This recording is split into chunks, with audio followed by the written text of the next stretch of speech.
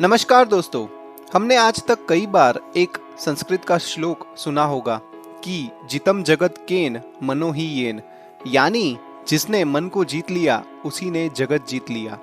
परंतु कहीं भी हमें इस कार्य को करने के लिए उचित मार्गदर्शन नहीं मिला ताकि हम उन टिप्स को उपयोग करके अपने जीवन में सफल हो सके।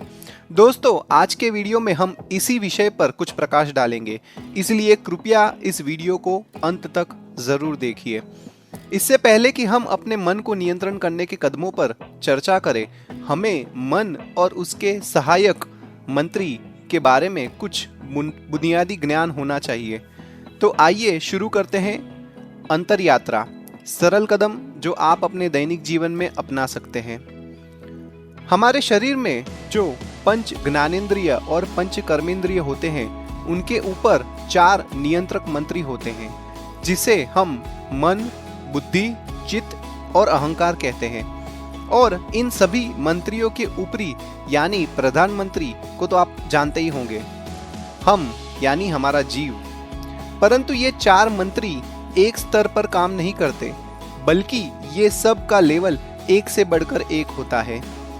जैसे जैसे हम ऊपर की ओर बढ़ते हैं, इन मंत्रियों की शक्ति अपने नीचे के मंत्री से अधिक होती जाती है और उनका कार्य हमें सरलता से दिखता भी नहीं है।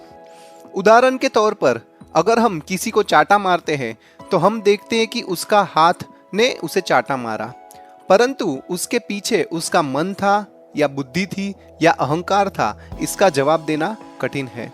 तो आइए दोस्तों, हम इन 4 मंत्रियों को शॉर्ट में समझ लेते हैं। प्रथम आता है मन। ये हमारे शरीर की वह शक्ति है जो हमारी सारी इच्छाएं और संकल्पों को याद रखती है। द्वितीय नंबर पर आती है बुद्धि। हमारे शरीर की ये वह शक्ति है जो मन और सभी इंद्रियों की नियंत्रक है। उदाहरण के लिए, अगर आपके मन को कोई काम करना पसंद नहीं है, परंतु बुद्धि को पता है कि अगर मैंने इस काम को नहीं किया तो नुकसान हो सकता है, तब आपकी बुद्धि उस परिस्थिति को नियंत्रण में ले लेती है और आपके मन और इंद्रियों से वो काम करवा लेती है। तीसरे नंबर पर आता है चित्त।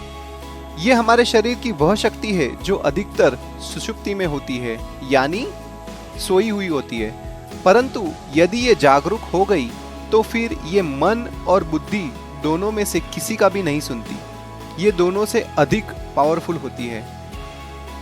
इसीलिए हमारे शास्त्रों में कहा है कि अपना चित्त यानी अपना ध्यान या फिर अपना दिल किसी को जल्दी मत दे दे। चौथे नंबर पर आता है अहंकार। ये हमारे शरीर की वह शक्ति है जो बहुत ही सूक्ष्म परंतु बहुत ही शक्तिशाली होती है।